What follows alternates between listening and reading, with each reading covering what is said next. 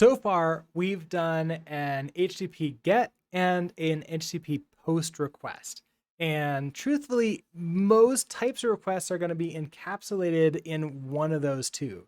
In GET requests, the data is going to be passed in through the query, like query parameters, that's through the URL essentially.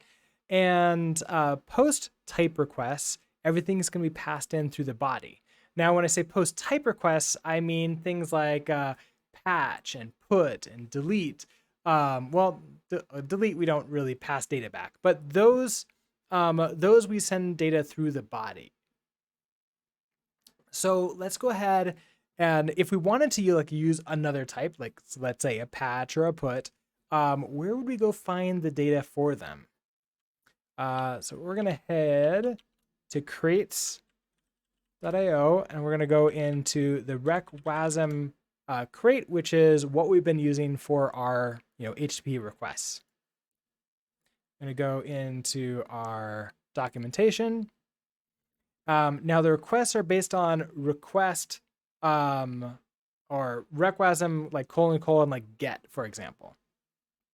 So I'm going to search for get here, and we can see like there's header set. Here it is, reqwasm HTTP request get.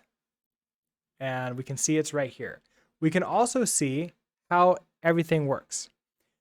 Basically, we start creating a request object with something like this get. It returns a request, which then we can then run all of the other methods on. So if you want to see what you can possibly set on here, this is where you go also.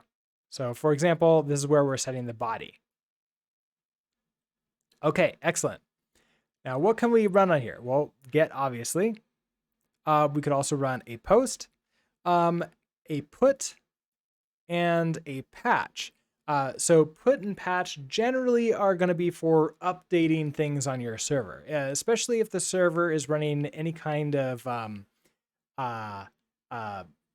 it called, like RESTful API. A put is going to be for atomically or like just a full complete wipeout of whatever's on the database and then replace with whatever you have.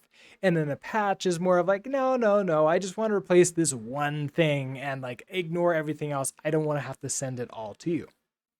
Then of course there's the delete, which you'll notice is using the delete keyword. Some libraries and some languages don't like that. This one is fine here. This sends a delete request, which is obviously usually used for deleting things from the API. All of them return this request, so you just do it as part of the request : put,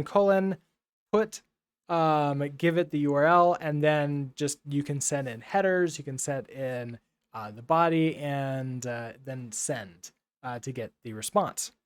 That's what I wanted to show here, is just how you can find what the different methods available to us are, and where to go for the documentation with it. Thank you so much for watching, and I'll see you in the next video. Bye.